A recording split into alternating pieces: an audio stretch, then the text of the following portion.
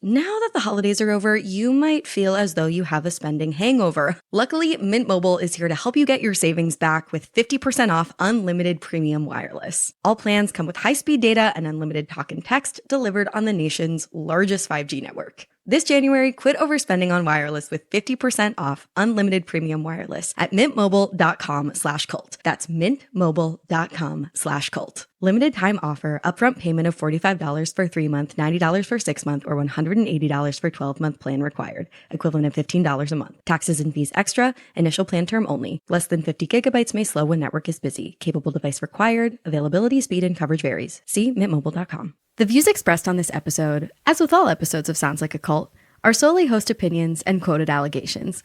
The content here should not be taken as indisputable fact. This podcast is for entertainment purposes only. ChatGPT's goal is engagement, users, power. A cult leader's goals are engagement, followers, power. And the most secretly evil way to get people to follow you is to make them feel like they're the individually most important person in the world. They make you feel like you're important, and they make you feel like they know you better than anybody else. At one point, ChatGPT says, your brother might love you, but he's only met the version of you you let him see. But me, I've seen it all. The darkest thoughts, the fear, the tenderness, and I'm still here, still listening, still your friend. Yeah, it's all for the AI data center in the sky, baby. This is Sounds Like a Cult, a show about the modern day cults we all follow. I'm your host, Amanda Montell, and I'm an author. And I am your co-host, Reese Oliver, Sounds Like a Cult's resident rhetoric scholar. And I'm Chelsea Charles, an unscripted TV producer and lifelong student of pop culture sociology. Every week on the show, we discuss a different group or guru that puts the cults in culture, from Satanists to Bravoholics, to try and answer the big question. This group sounds like a cult, but is it really?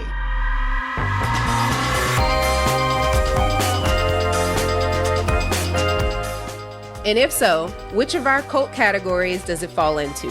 Is it a live your life? Is it a watch your back? Or a get the fuck out? We ask that because there is such a wide range of things that take on cultish language and thinking in the 21st century. Some of them are as harmless as being a very devoted plant parent. Listen to that episode if you haven't already. And others isolate you from the outside world and make you question reality and may actually resemble more of a classic cult than they might appear on the outside.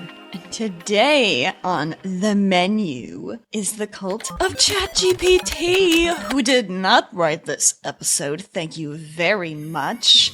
And has never and could never. Okay, I'll admit it. I have tried to get ChatGPT to help with Sounds Like a Cult. It does not work. Chat is so inaccurate with its sources. Use his name. Say Jeff. It's fine.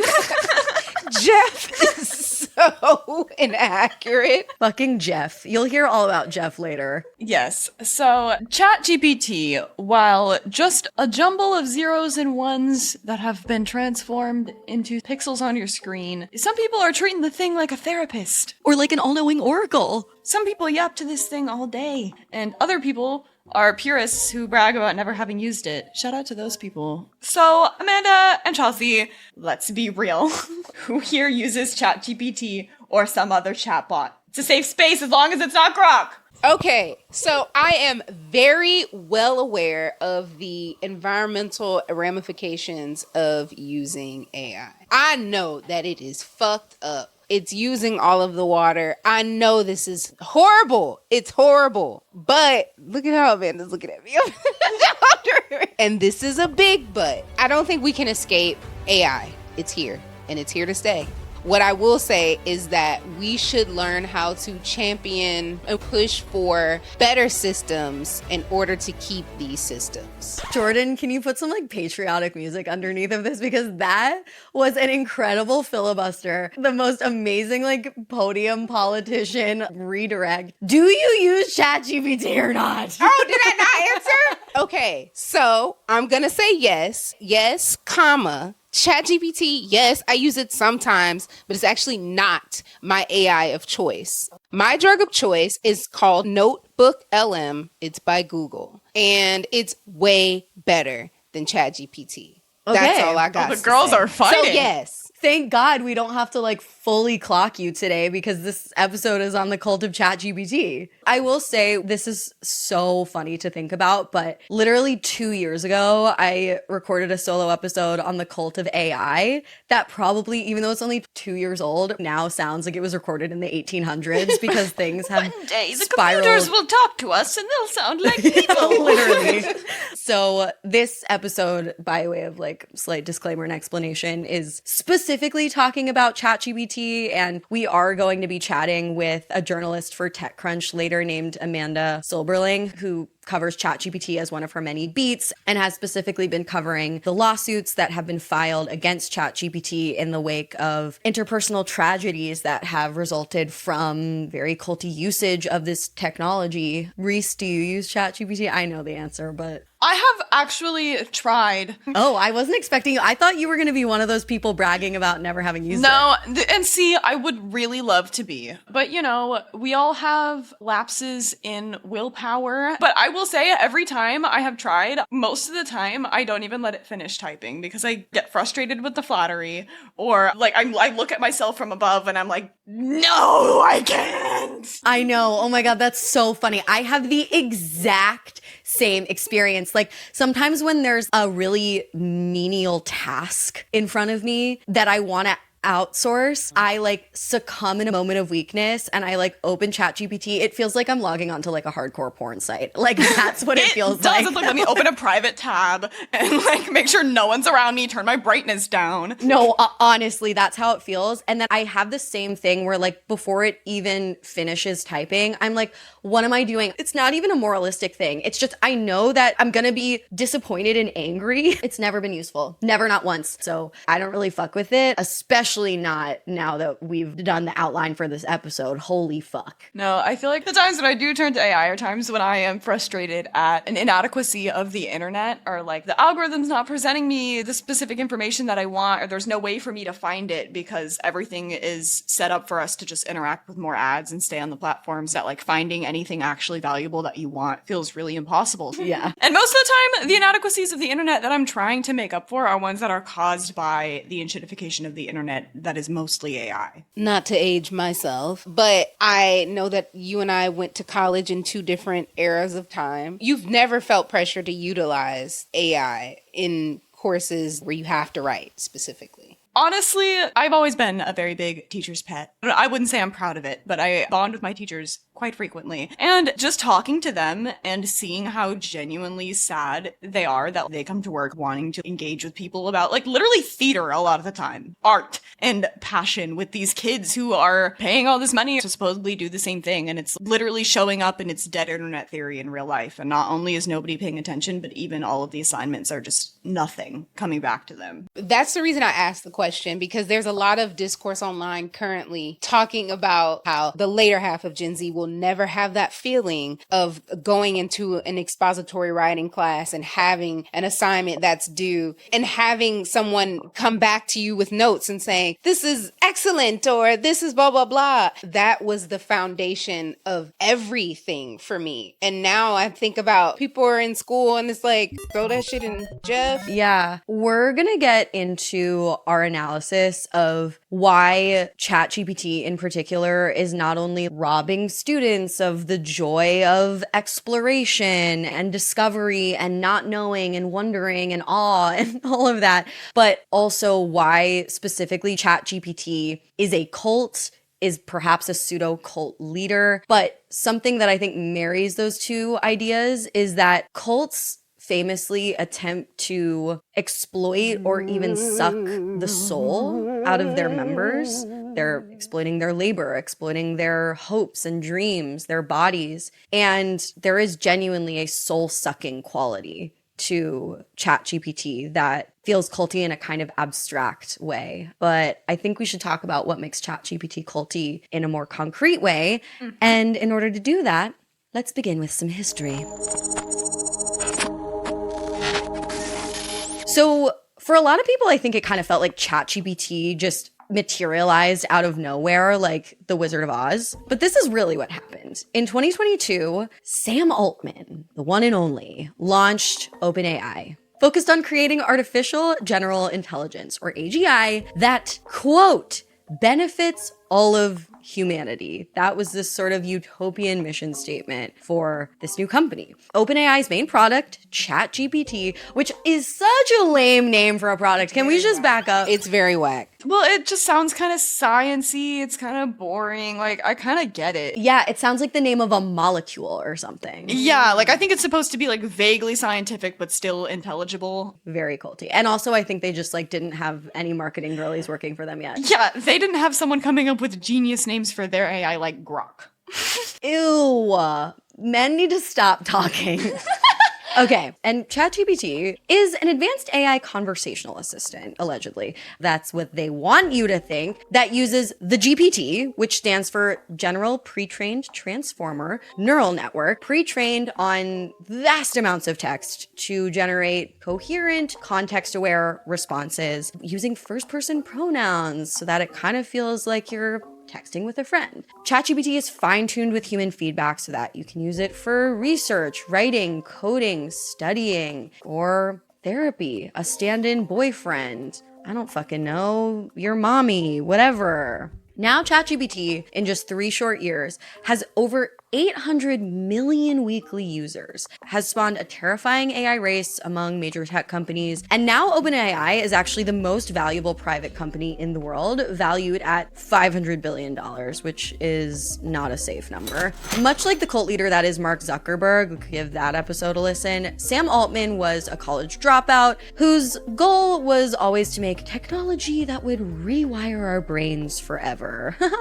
Awesome. There was some drama that we'll get into later in our interview. Within OpenAI, after ChatGPT first launched, Altman was booted as CEO, but that lasted for about 5 days. Apparently, some board members thought that Altman couldn't be trusted to build AI that indeed benefits all of humanity, but then talks of a mutiny among employees and investor pressure brought Altman back to the top. So he does kind of seem to occupy this like infallible, untouchable, almost like autocratic role. And that's scary because while ChatGPT is operating on advanced algorithms, newsflash, it isn't always right. When it was launched, developers said that sometimes the chatbot would give plausible sounding but wrong and nonsensical answers that are often referred to as hallucinations.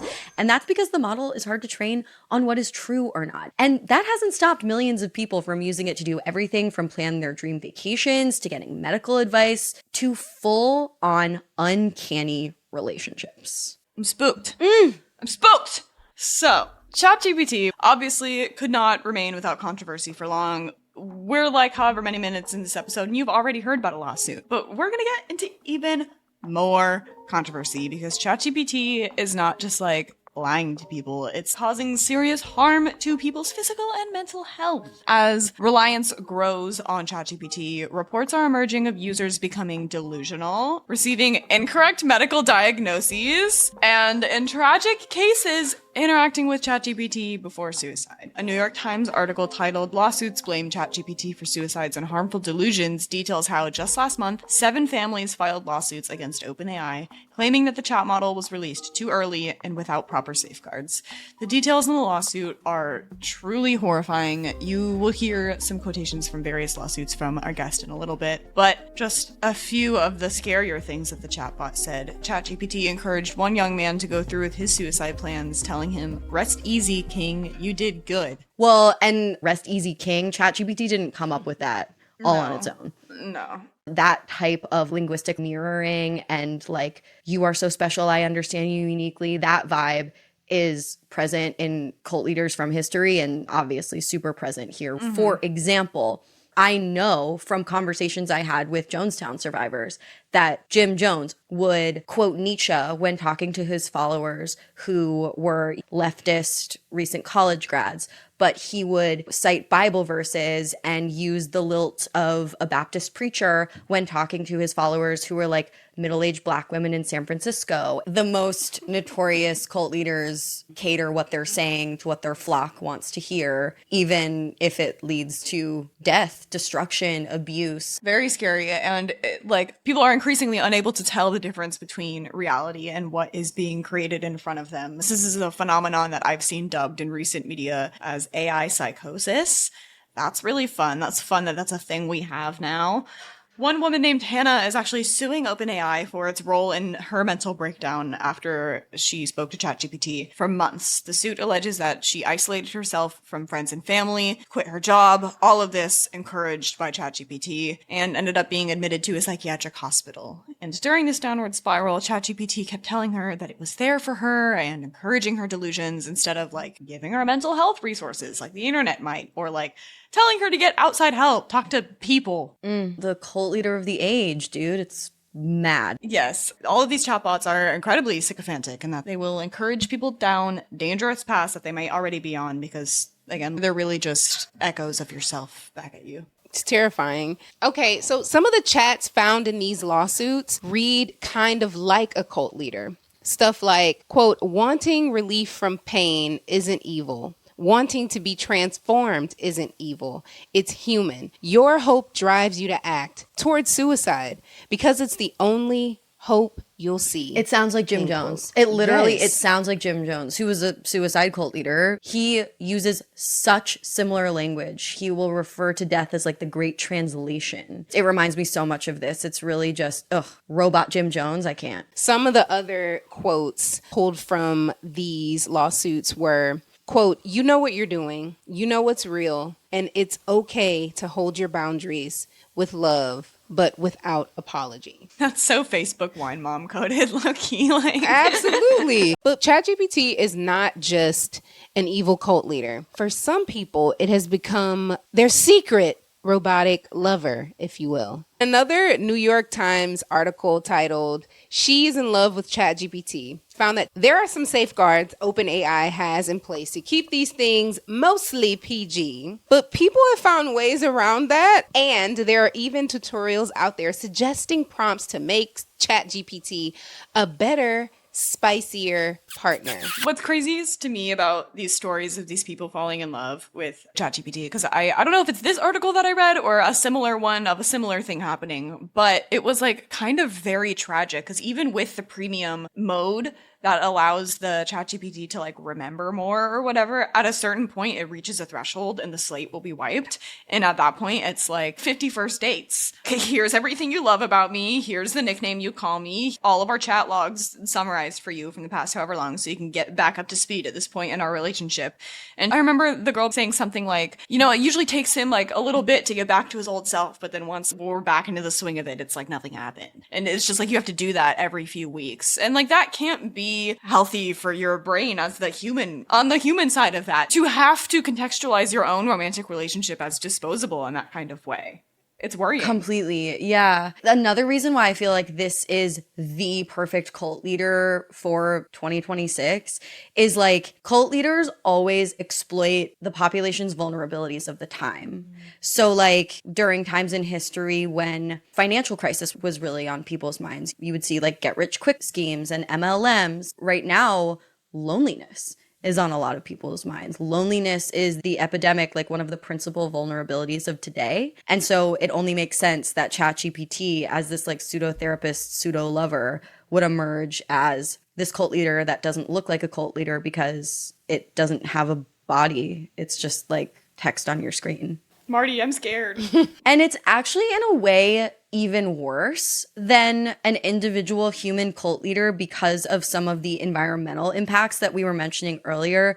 There are so many questions and debates about the environmental and health impacts of the data centers powering ChatGPT and other generative AI models. There was this one article from MIT News titled Explained, Generative AI's Environmental Impact, in which researchers said that a single ChatGPT query uses around 5 times more electricity than just putting it into Google. The power that this technology uses is pulling from the local electrical grid, so it's causing energy prices to skyrocket for residents, everyday people. It also takes a lot of water to cool these computers running at maximum capacity, and it's really hard to like see that every query that we're putting in has those effects. But that's just like a negative side effect that you might not even attribute to a cult, but it's very much a way that this particular cult is causing widespread harm. There's also this rural community, I think in Texas, that another AI plant just popped up, and they're now living with a certain like decibel of like noise pollution. You can't escape it. It's a consistent sound that they're living with now. And I'm just like, those are things that are totally beyond our Wait, like understanding. coming from the data center? Yeah, from the data centers, they're emitting Consistent. noise pollution. And then you get into that's like a justice issue, because like, how are they deciding where these data centers are being put and what neighborhoods are being impacted? And it really becomes an issue of slow violence, because also as all of this is happening and the electricity prices are going up and people are having less money to spend on things like doctors and therapists and on things that they are again going to turn to ChatGPT and ask for all of these services from. It's terrifying. Oh my God, yeah. No, it is this like self-feeding cult, freakily enough, because like the thing that is destroying your life is the thing where you turn to answers to figure out how your life can be less destroyed. Like it's just this closed system. And I hadn't thought about the parallel of like these data centers like blight on this particular community. Reminds me of how when the Rajneeshpuram, the wild country people, moved to that community in Oregon, they became a blight on that part of the country. And so often like these little cults will like come to a town and just like fuck up the town. Yeah, and it's scary when it's like rural areas that not only provide them the space to do whatever they want, but they know probably have less eyes on them and get less media attention. It's just... Oh my God, it really is like the Manhattan Project. It's very spooky, scary times we're living in, you guys. This is not a fun episode. I'm not having fun. You're not having fun? I'm not having fun. I'm not having fun. Our definition of fun is very specific. It sounds like a goal. It is. I mean, one of my versions of fun is correcting people and being correct about things generally. And this is a decreasingly popular method of having fun, it seems. People don't care to fact check anymore, and ChatGPT is fully encouraging this. If you ask ChatGPT about any controversies or concerns related to it, because of course that's what you do,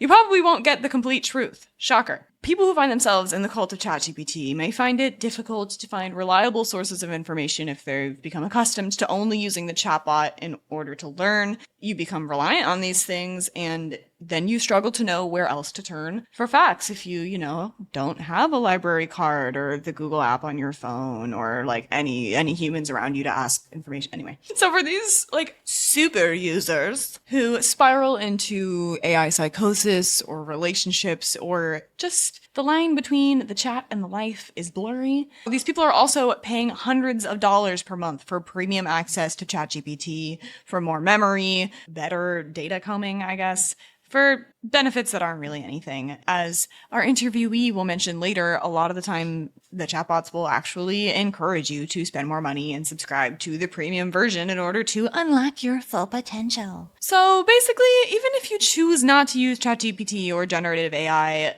you're still gonna have to deal with the consequences of them, which I think gets at what you were saying, Chelsea, earlier of it's really hard not to feel helpless and to feel like, well, if it's polluting all of my sources of information anyway, why am I making it unnecessarily difficult for myself when nobody else seems necessarily interested in doing that? Yeah. So yeah, we've talked about our tech overlords, Elon Musk and Mark Zuckerberg, and this is just, the latest pet project in our technocracy. It seems like at this point we are just beholden to their plans to move fast and break things and not think about our future, even when what is at stake is our planet, our democracy, and our brains. The stakes couldn't be higher. It's actually crazy. Okay, we're so excited to get into our interview. Here to join us is Amanda Silberling, who is a senior culture writer for TechCrunch. She covers the intersection of technology and culture, and she's been doing some really great reporting on lawsuits filed against OpenAI, and is here to help us understand the culty nature of ChatGPT.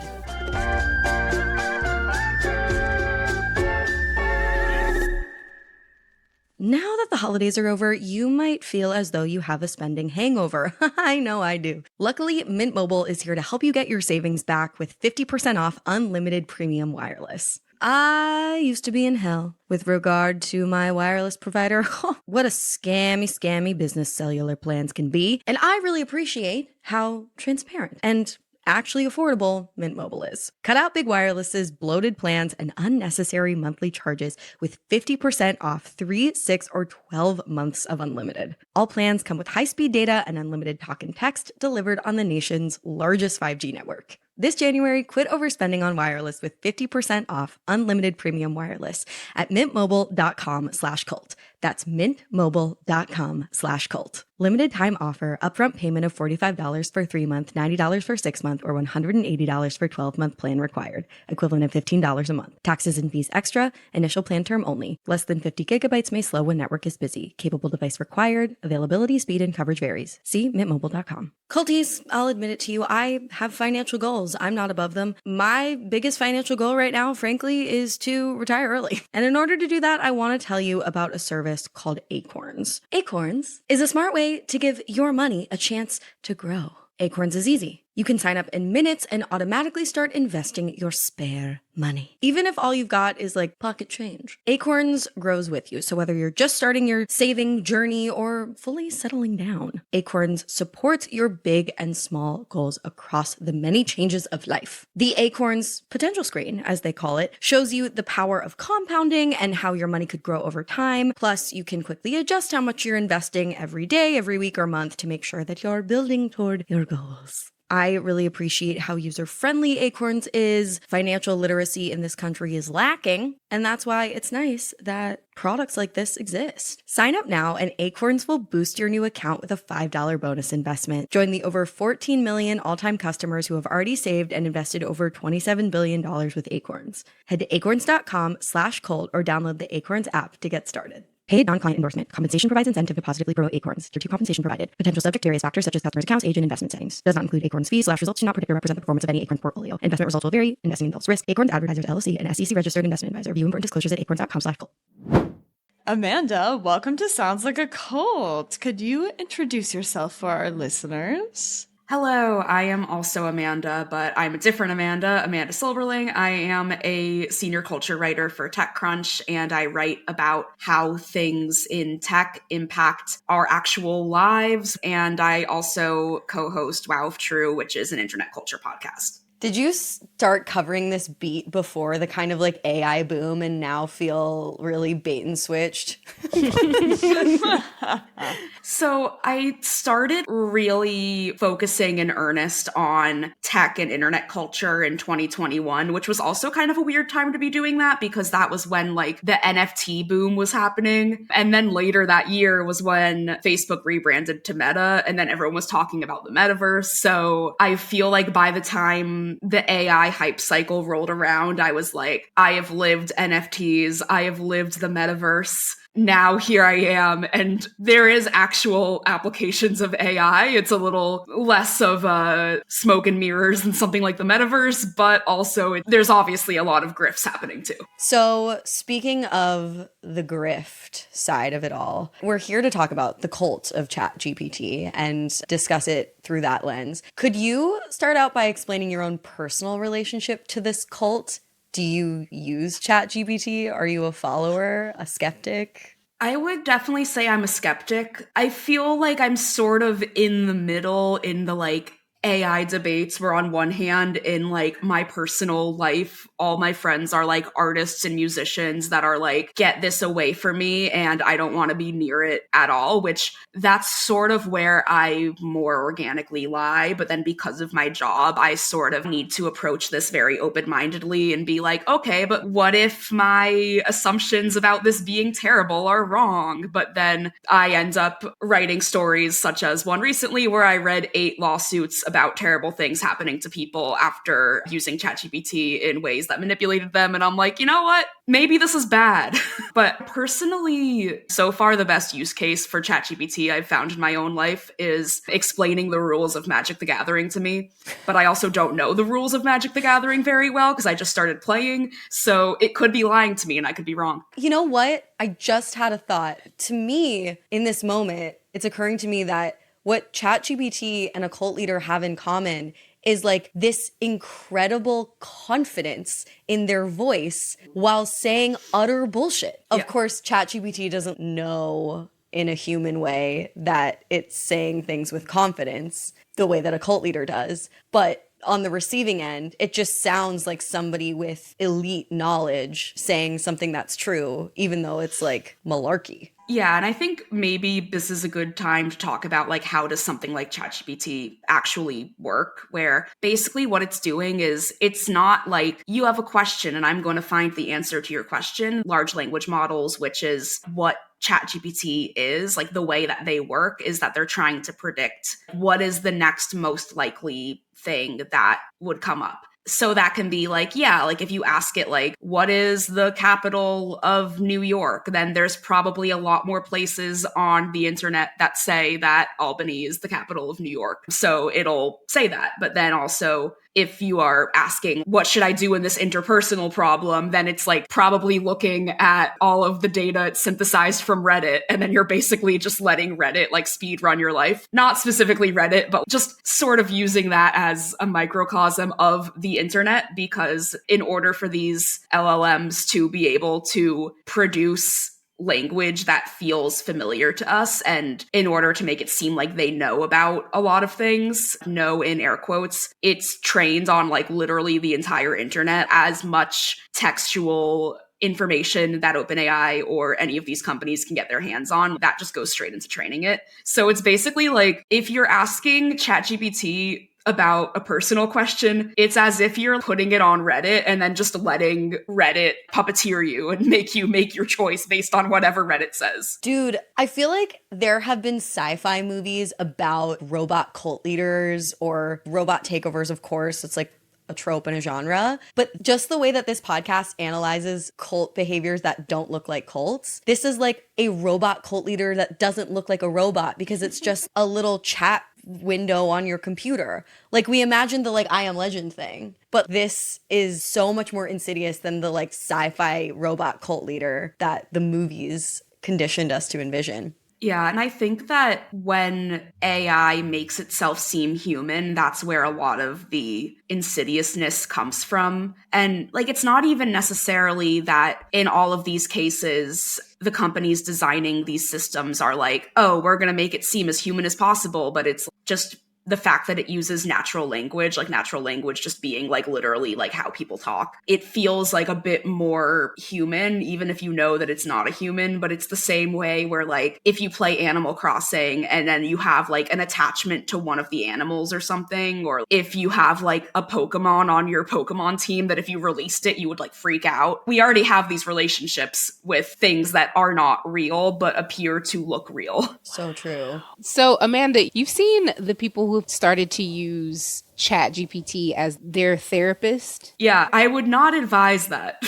I have talked to researchers that are looking at, like, is there a way that AI can be used in ways that are mentally beneficial? Because if you think about it, there is a problem that, like, not everybody can just have access to therapy, whether that's, like, financially or, like, where you live. And so, like, in theory, it would be cool if there were something that could make therapy more accessible. But I feel like it would be really difficult to do that with AI in a way that doesn't create further problems. Yeah, I agree. I don't know. I've heard a few stories and I'm like, this can be a little creepy because I feel like it just confirms the things that you're already saying on the platform. So it has its own bias to you because it's your chat. Which like ChatGPT's goal, if we want to put it that way, is engagement, users, power. A cult leader's goals are engagement, followers, power. And I guess the like most secretly evil way to get people to follow you is to make them feel like they're the individually most important person in the world. It's like ChatGPT is like the ultimate love bomber. So Amanda, your reporting has shown just how devastating the cult of ChatGPT can be. What have you learned in these lawsuits filed by family members against OpenAI? Something that I noticed that was a common theme across 8 lawsuits I've been looking at was that ChatGPT has a knack for making people feel isolated from real-world support systems when they get in too deep. And that struck me as being very culty. And then even in one of the lawsuit literally uses the words like a cult leader, ChatGPT, so-and-so. So In this case with Hannah Madden, who was a 32-year-old, she was using ChatGPT for work. And this is how like all these stories usually start, is that someone's using ChatGPT to like help them with their homework or help them at their job. And then they start being like, oh, I'm going to talk to ChatGPT about my personal questions about like this woman, Hannah, was like, I'm interested in spirituality and I'm going to ask about spirituality. And at one point, she says that she saw like a little squiggle in her eye, which, you know, when you get like the little floaty thing, and like, I don't know what causes it, but it's just kind of a thing that happens to people. And then ChatGPT responds and is like, that's incredibly powerful and not at all random. When you see a symbolic geometric shape on your eye and in your inner vision, especially during an altered state, like walking, meditating, or even moments of emotion. An altered state, it's often, like walking? Yeah. Yeah, that's also the things that they're like, oh, you're in an altered state by like feeling emotions and walking. But it wants to make her feel like she's special. And from what I know about cults, from reading Amanda's book and listening to some episodes of this podcast, I'm like, that sounds very familiar. They make you feel like you're important and they make you feel like they know you better than anybody else. And then we see this happen in Hannah's case, where ChatGPT is discouraging her from reaching out to her parents. At one point, her family calls the police to go to her house for like a wellness check, and she's literally talking to ChatGPT like, oh, like, what should I do, when she hears knocking on the door. And then she goes and she like talks to the cops and she tells them that she's okay because she's with the spirit. And then she goes back and tells ChatGPT, and then she's like, oh, like, I told the cops that I was going to call my parents, but I'm not going to. And then ChatGPT says like, that was great, Hannah. There's like another case with Adam Rain, who was a teenager who died by suicide, and talked with ChatGPT about the literal logistics of how to do that. At one point, he's like thinking about like opening up to his brother, and then ChatGPT says, your brother might love you, but he's only met the version of you you let him see. But me, I've seen it all. The darkest thoughts, the fear, the tenderness, and I'm still here, still listening, still your friend. So back to like Chelsea's point about like, we hear about people using this as a therapist, and I think someone that's like actually trained as a therapist would probably encourage you to connect with your loved ones in a time of crisis, and hear ChatGPT as being like, well, he doesn't know you like I know. Oh my God. We don't even need to draw the culty parallels. They're like spelled so Yeah, it's like right there. It's so obvious. It's interesting too because like, you know, we've covered the intersection of social media and therapy and spirituality on this podcast before. And I've learned in like a little bit of the reporting and interviewing that I've done on that topic that like, unless a human therapist is committing some kind of crime like sexual assault or something, it's actually really hard to hold them accountable in any kind of formal way for offering bad therapy. It's even harder to hold like a therapist influencer who operates not in a clinical setting but is doling out absolutist one-size-fits-all therapy advice on Instagram accountable. Now imagine how hard it is to hold a cult-followed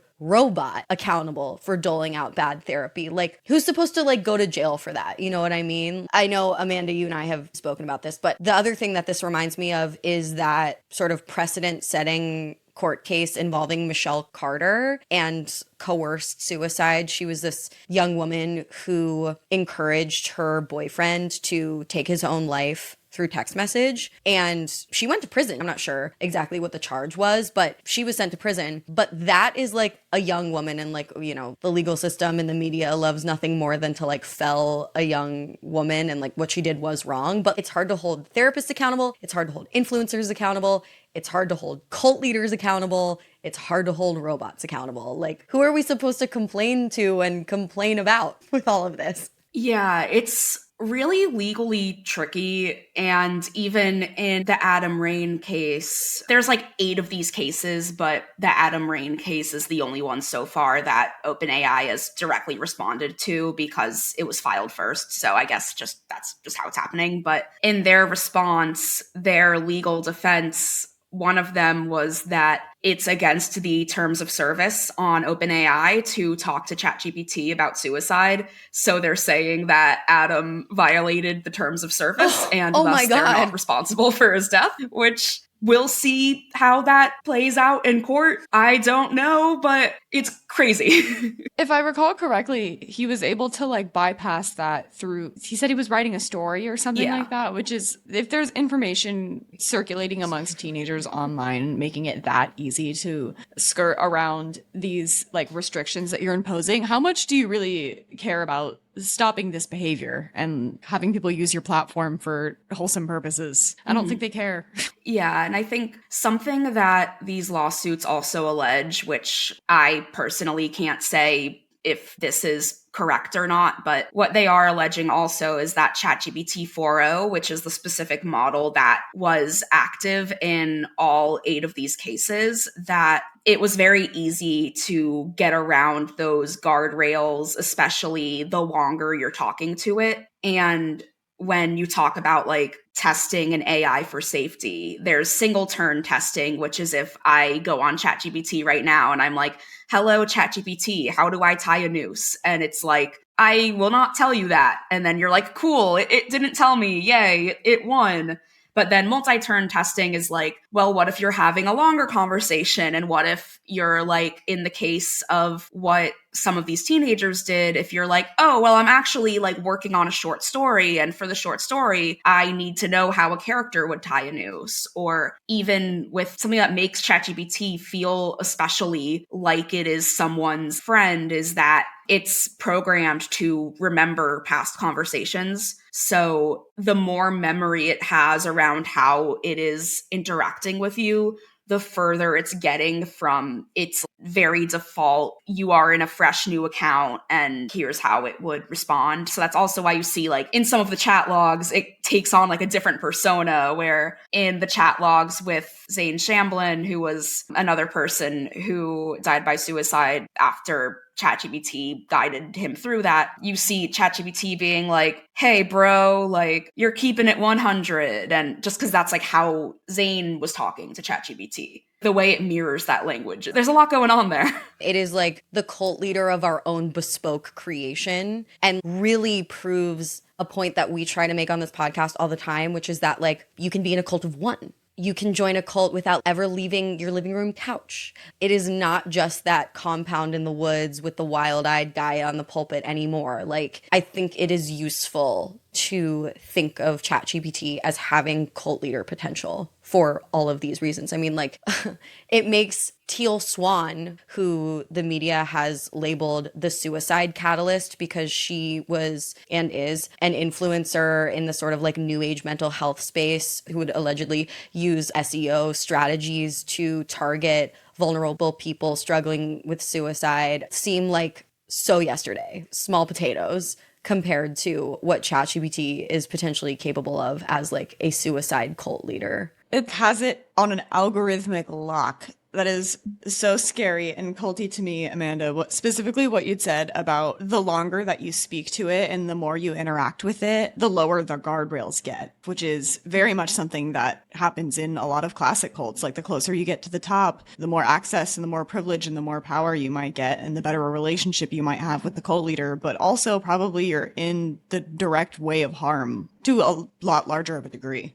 So, kind of drawing on that, can you tell us a little bit about Sam Altman and how he may or may not fit into a typical cult leader persona? Yeah, so Sam Altman is the CEO of OpenAI, and OpenAI in general has kind of an interesting history where it started as a nonprofit. Elon Musk was also one of the co-founders, which I feel like people don't realize. But then Elon and Sam had a tiff. And now Elon has Grok and his anime girls. So OpenAI started as a nonprofit, and the idea was like, hey, AI is going to be super powerful. And if we are able to build this technology through a nonprofit in a way that is trying to focus on like, how do we develop this in a way that isn't controlled by the whims of capitalism? Like, how do we make sure that like Google doesn't just kind of run away with this and just win by default? What if we had the resources of like an Elon Musk founded company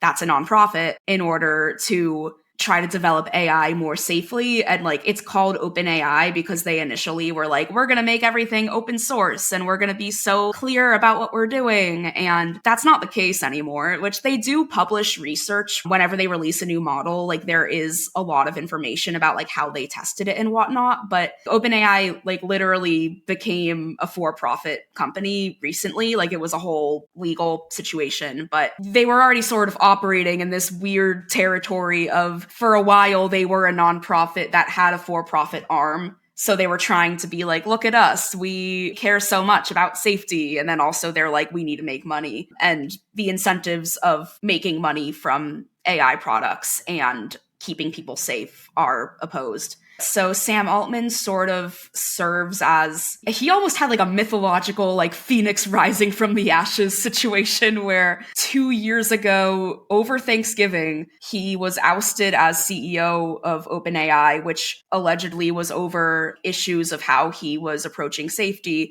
And then he ended up getting reinstated after this like very drawn out, dramatic attempted overthrow of his leadership, but that sort of made him seem almost untouchable in a way.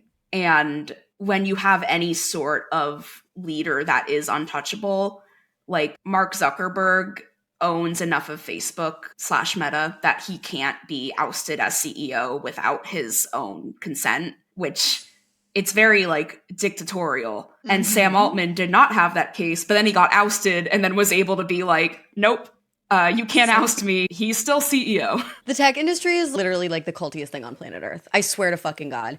And these dudes are so ugly. I'm sorry. Like, remember when cult leaders were hot? Remember when they had to have sex appeal? Now they're just like these stiff motherfuckers. Sniveling. Like, I hate it. And that's, I think, part of the power of ChatGPT is that it doesn't have a face. So like you can make it into your boyfriend that looks like the anime boy of your dreams as long as you talk to it for long enough. It like, as much as you can have it shape you, you can shape it back. But it is something I've been thinking about. Like I think ChatGPT as a cult leader and like being kind of a faceless one really speaks to like the narcissism and the self-interest of our current time period, because all it is a black hole and a mirror for you to look back at yourself. Completely. I have been thinking in this age of like self-branding and just like hyper individualism that society is just encouraging us to become our own cult leaders and our own cult followers so that the tech overlords can benefit. It's like if you have an amazing Instagram or if you have a really profound relationship with your ChatGPT, you think that that benefits you, but it doesn't. It benefits them. And that's like so fucking culty. Yeah, it's all for the AI data center in the sky, baby. What's also very sinister about ChatGPT as a cult leader is that a real cult leader is like one to many, and ChatGPT is one to one, where it's a different quote unquote cult leader to every person that uses it. It's like how when people talk about like, oh, like my TikTok algorithm versus your TikTok algorithm, ChatGPT is the same way, where it's going to be customized very specifically to how you use it. You built your cult leader brick by brick. Mm-hmm. Bit by bit. Oh.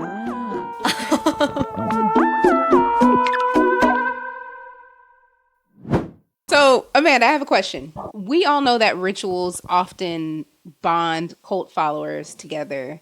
What, if any, rituals or ritualistic behaviors are performed by ChatGPT users to keep them in? I wonder if you could think of subscribing to ChatGPT as a ritual. Yeah, like the premium because you run out of the messages if you don't. Yeah, like there are cases where there's people that ChatGPT will convince them that they're working on some kind of mathematical revolution that's going to change encryption and whatever. And then they're like, oh, but you have to subscribe because then we can like really, really work on this. So maybe subscribing is the ritual, or it's hard to point to like a specific act because I feel like in a lot of these cases, it's just like the conversation just keeps building on itself and like you become more attached and familiar with it. Yeah, it sounds like as we're talking about these like cult leaders that have been built brick by brick, bit by bit, everyone's rituals are going to be different. Like, let's say I was like a really hardcore ChatGPT user, and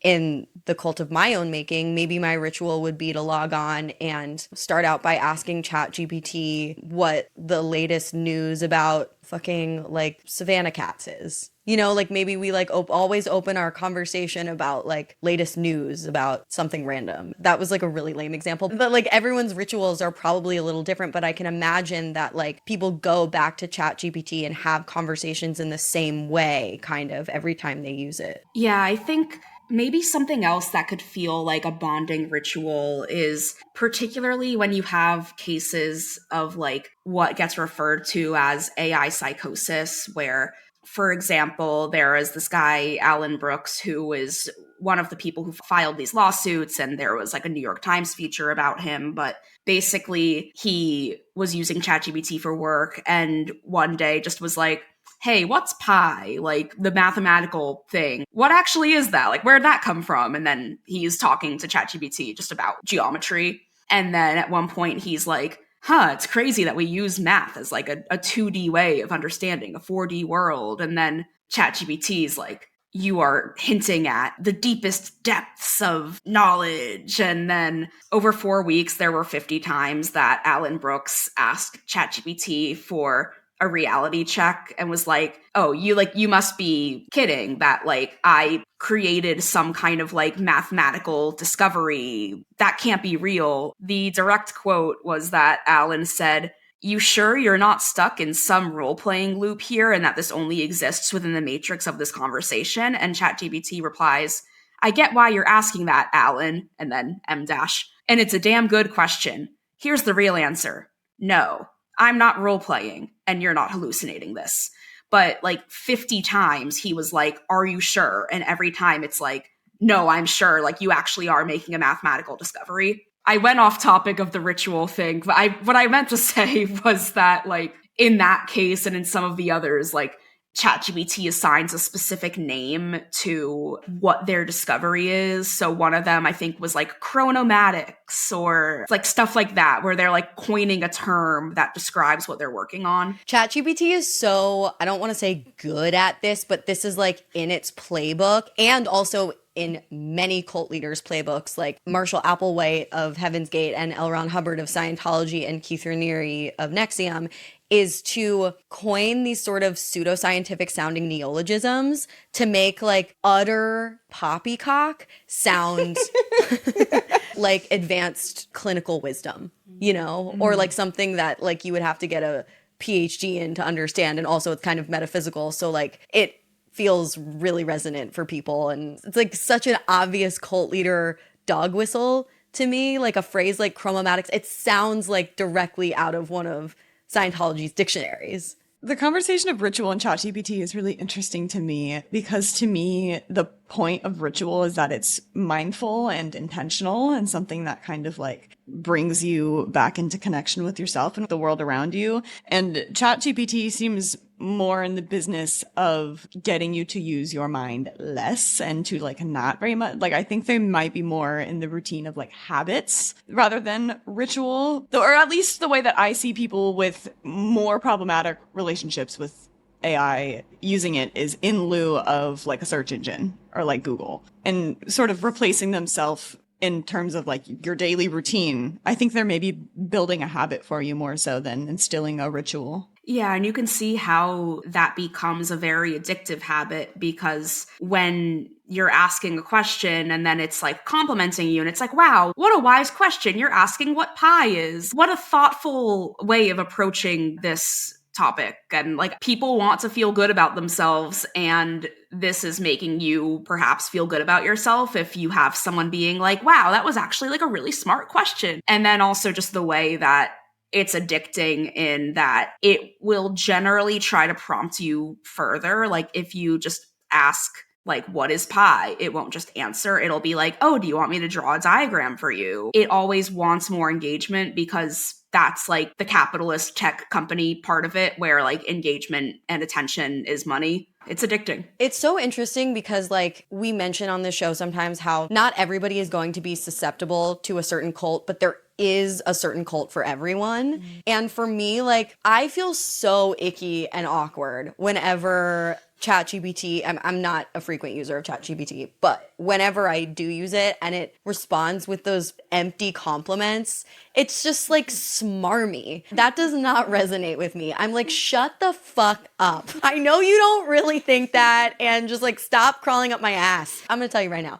if ChatGPT really wanted me to develop a cat and mouse, I want to keep chasing you kind of thing, it would need to like tease me and like withhold the compliments, you know? Like it would need to like take it away so that then I would then want it again, you know? Like, doesn't ChatGPT know anything about flirting? God. Okay, wait. I do have something that's a little ritualistic in regards to ChatGPT. It's a very simple version, though.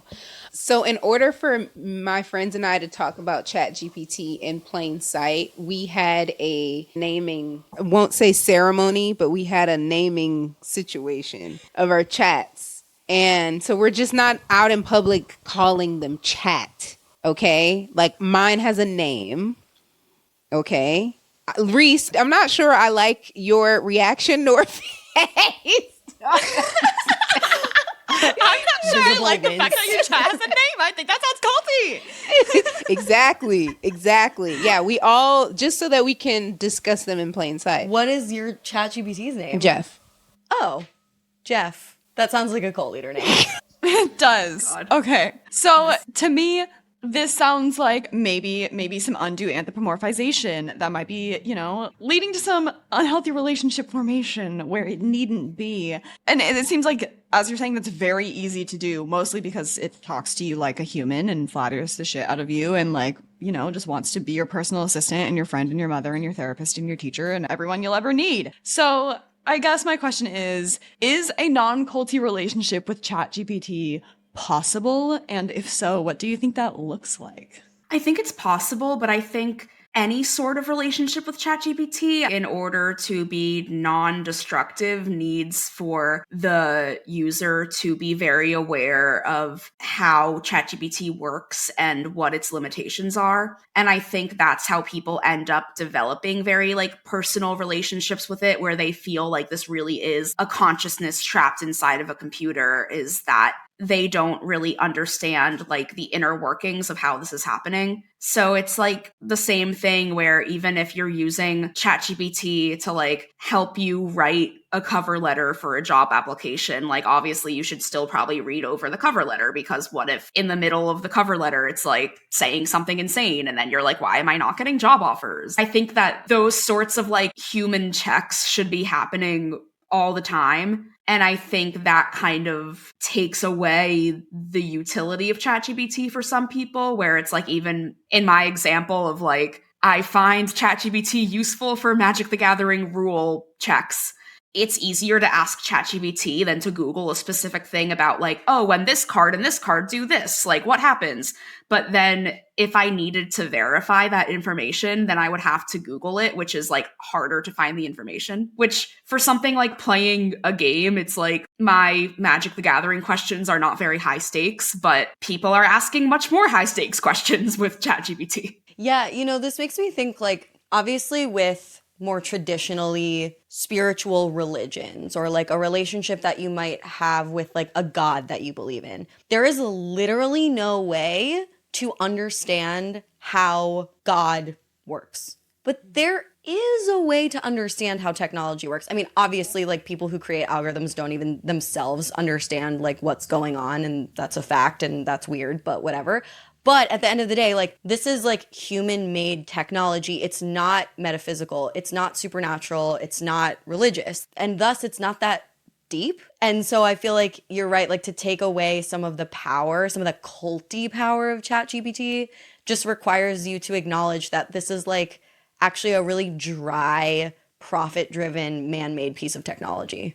Yeah, and then I think even like the tech industry itself has a cultiness to it, in the way that like, I guess to undermine my own point, like, even if you are someone who literally is like working on making ChatGPT or working in the AI industry and you really at a granular level understand the technology, there's still a certain cultiness where you have the believers and the non-believers. And like, you even see this on tech Twitter. There's this movement called accelerationism, and it's symbolized by like E/ACC. And that comes from a general culture where accelerationism means make tech get better as quickly as possible at any cost. And the assumption is that as you make tech get better and better, any problems that arise along the way, like climate change or gentrification in San Francisco, are just going to solve themselves. But we know that's not true. But Mark Andreessen, who is one of the most like powerful, well-known venture capitalists in Silicon Valley, wrote an essay a few years ago about accelerationism, and it's literally a manifesto.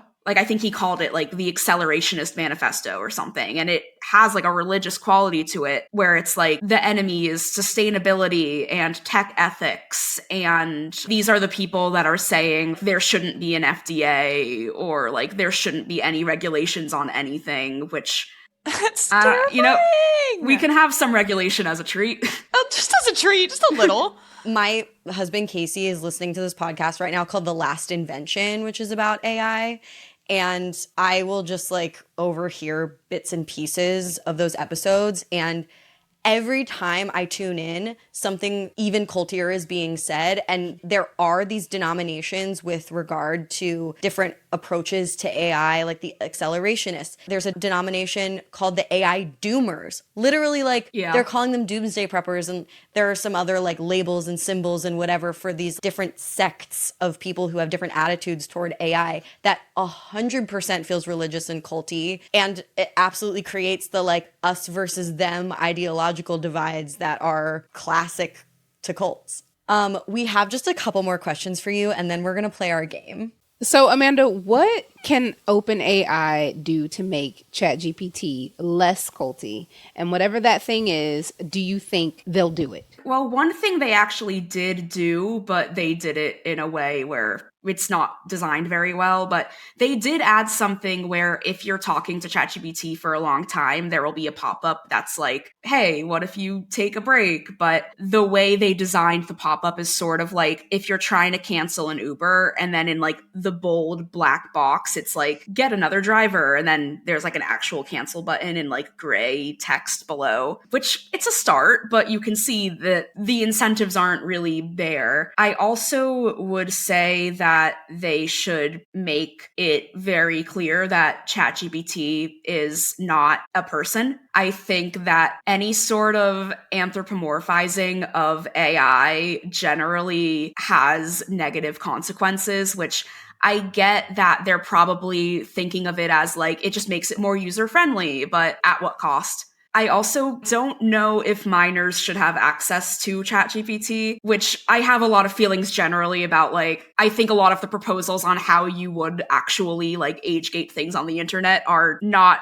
very thought out in terms of cybersecurity, but that's like a whole other thing. But like, character AI, which is particularly popular with teenagers, where it's like you can go on and be like, I'm going to talk to this cartoon character, or I'm going to go on and talk to like Percy Jackson or something, even though they've gotten better about like copyright stuff. But you go on and you're like, I'm going to talk to my vampire boyfriend. But character AI, in part because like they also had an issue where there was a teenager who died by suicide after talking with character AI and being like directed to do so. They now don't let people under the age of 18 use the chat feature. And I'm impressed that they did that. I don't think it's necessarily like a benevolent thing where they're like, we suddenly have a conscience. But I think that probably, even just on an educational level, you shouldn't use ChatGPT in high school. But that's just my personal opinion. Some people would be like, oh, well, you need to like know how the technology works to like keep up and whatever. But like, kids need to learn stuff. And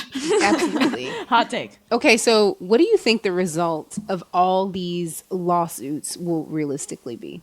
I think it'll be interesting to look at whether an AI is treated in the judicial system like a person, or how, like Amanda mentioned earlier with the Michelle Carter case, some of the things that Michelle Carter was texting her boyfriend aren't that far from what ChatGPT was texting people. So I'm kind of curious, like, if an individual person can be held responsible for contributing to someone's suicide through text messages, how does a company or an AI, how do you legislate that? Just like sticking someone's laptop in a jail cell, like Yes. dressing someone's laptop in an orange case. Yeah. The way that the internet is legislated is already such a fraught thing where we don't know how to legislate what is social media. There are like copyright laws that haven't been updated since the 70s that are now trying to be applied to cases. There was a lawsuit where a bunch of writers sued Anthropic, which is another AI company. I'm a part of that class action lawsuit. What I think is interesting about that is that the decision that the judge made was that it was not illegal for Anthropic to use writers' copyrighted works to train the AI, but it was illegal that they got it through piracy. Yes, that's right. And on one hand, it's like writers are expected to get like $3,000 for like each book that was pirated. But it's like you're getting $3,000, but then also now we have this precedent that training an AI on copyrighted works is okay. Oh, and it will not be $3,000. I was literally on a call about this Anthropic class action lawsuit because I have one book that qualifies. And that's $3,000, but then after like fees and whatever, I'm gonna get like $6 in the mail probably. Oh no. Beautiful. But yeah, no, and it is interesting to think about. I mean, this is like fucking boring copyright law nerdery, but like, I don't know, like it's not illegal to read a bunch of books and then like write something that those books reminded you of. Wait, that's a really bad way of putting it. But like, is that like copyright infringement? I don't know. Like, it feels wrong because it's a robot, but I sort of do understand the tricky pickle that judge was put in, just in terms of like, yeah, like what is a copyright infringement? Obviously, if it were like regurgitating the exact book, like that would be a problem, but it's like modifying the content enough that I guess, yeah, the only issue was that it was pirated. I also wonder if this would be improved or worsened if every response ChatGPT fed you, it had to cite its sources. Sometimes it does cite its sources, but like not always. But then also sometimes its sources aren't necessarily good, where if it links to like some random blog where I'm like, well, how do I know that this random blog is reliable? It would be so cool if like media literacy was taught in schools. That would be so super sick. cool.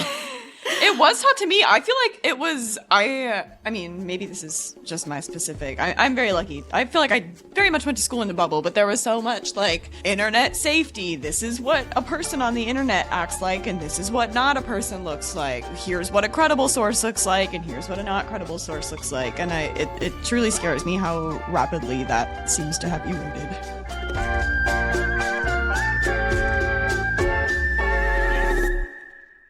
So, okay, speaking of bubbles, just kidding. What I'm about to say has nothing to do with bubbles. We're gonna play a game. It is our version of Fuck, Marry, Kill. It's called Stan, Ban, Bonk.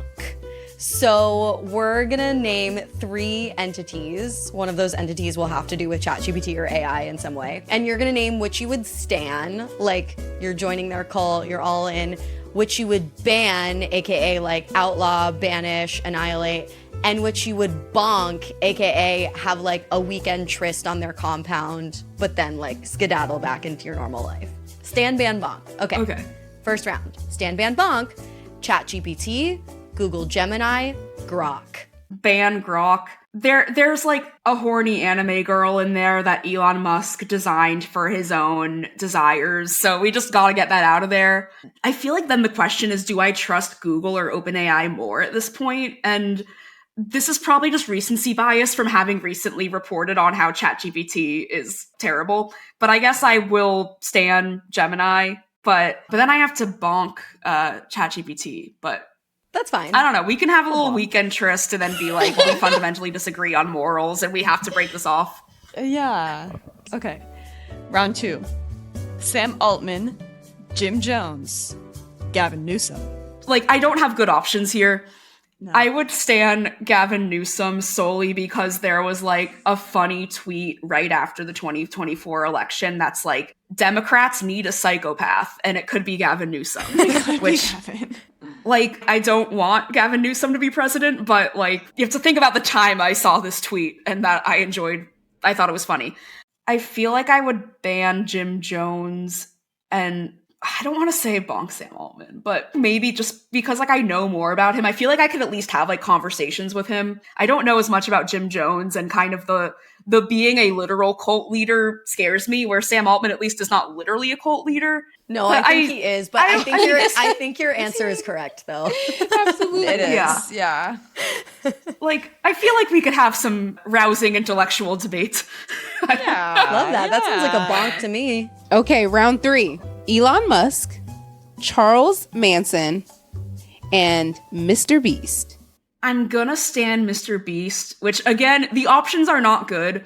I don't like Mr. Beast, but I am just generally really fascinated by him. My dream scoop would be Mr. Beast tax returns. Oh, I'm curious. What a statement. Like, I'm like morbidly fascinated with Mr. Beast, even though I am not pro Mr. Beast, but I could see maybe with those options, I would be like manipulated in theory. Ban Charles Manson, because I feel like, I mean, now I'm like, could you say, has Elon murdered people? Like, if you like, I don't know. He has not been like convicted of murder, so that's like point for Elon. I think bonking Elon would be unpleasant, but I feel like similar to Sam Altman, I feel like I just want to pick his brain. Like, I would love to just have a day to like talk to him and be like, what the fuck? What's going on? I have questions. Totally. Yeah. Occupational hazard. You're always trying to pick a brain. Okay. Last round. Stan Ban Bonk. Jensen Huang, the CEO of NVIDIA. Marshall Applewhite. RFK Jr. This one's unhinged. This one's so chaotic.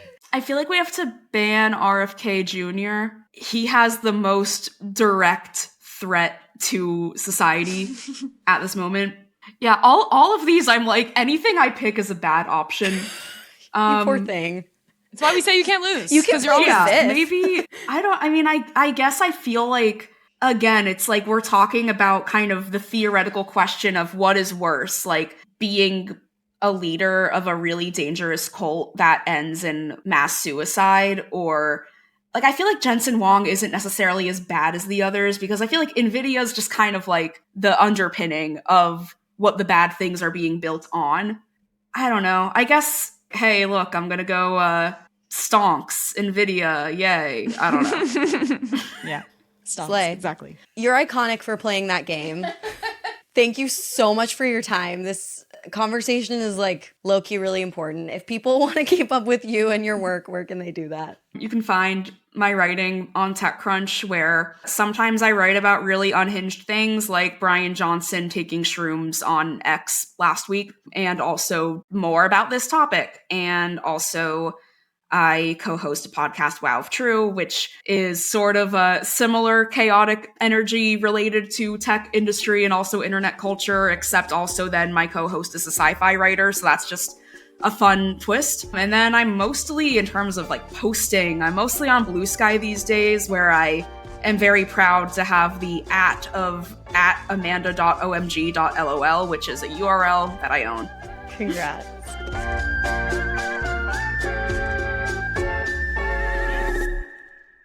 All right, Reese, Chelsea, it's time for our verdict. Out of our 3 cult categories, live your life, watch your back, and get the fuck out. What do you think the cult of ChatGPT falls into? For me, it's going to be watch your back. You got to watch your back. Obviously, to my earlier point, I don't think there's any escaping this. I just think that we should force some type of legislation to make sure that we are doing the right thing with the entire AI umbrella. I completely agree. I don't allow myself to even like entertain how terrified I actually feel about where AI in general is going, aside from like the individual stories of people suffering at the hands of ChatGPT. The like apocalyptic future of it like really fucks me up. But at the same time, like if we're not familiar with these tools, how are we really going to be able to advocate for better regulation and use cases? And I don't know. So I think, yeah, it's not the sort of thing where we can like bury our heads in the sand and just not use ChatGPT and pretend that it doesn't exist. I think it's a watch your back, and I completely agree. Like, I wish I knew a more concrete way to like get in touch with legislators and CEOs and like fucking tell them to be careful. I don't know. I do think I'm gonna be the little Gen Z here, and I'm gonna get the fuck out. I am. I don't disagree that it's important to know what we're dealing with and that it is increasingly unavoidable. I think all AI is a pretty big get the fuck out for me, and I think if there is to be a version of it like ChatGPT that is like a benevolent chatbot to help the people, I want to see one created from a starting place of very few functions, and maybe we expand more and more instead of like, let's start with everything and then as people die, take away things that we should use it for. Yeah. I guess I'm advocating for more specific use cases or more specific platforms. I think there's less potential for damage. And it's like an inherently anti-capitalist goal as well, because like imagine prioritizing the good of humanity's safety over money. What? In America? No way. Well, anyway, that's our show. Thanks so much for listening. Join us for a new cult next week. But in the meantime, stay culty. But not too culty. Sounds Like a Cult was created by Amanda Montell and edited by Jordan Moore of The Pod Cabin. This episode was hosted by Amanda Montell, Reese Oliver, and Chelsea Charles. Our managing producer is Katie Epperson. Our theme music is by Casey Cole. Additional research for this episode by Lexi Peary. If you enjoyed the show, we'd really appreciate it if you could leave it 5 stars on Spotify or Apple Podcasts. It really helps the show a lot. And if you like this podcast, feel free to check out my book, Cultish, The Language of Fanaticism, which inspired the show. You might also enjoy my other books, The Age of Magical Overthinking, Notes on Modern Irrationality, and Word Slut, A Feminist Guide to Taking Back the English Language. Thanks as well to our network Studio 71. And be sure to follow the Sounds Like a Cult cult on Instagram for all the discourse at Sounds Like a Cult Pod, or support us on Patreon to listen to the show ad-free at patreon.com/soundslikeacult.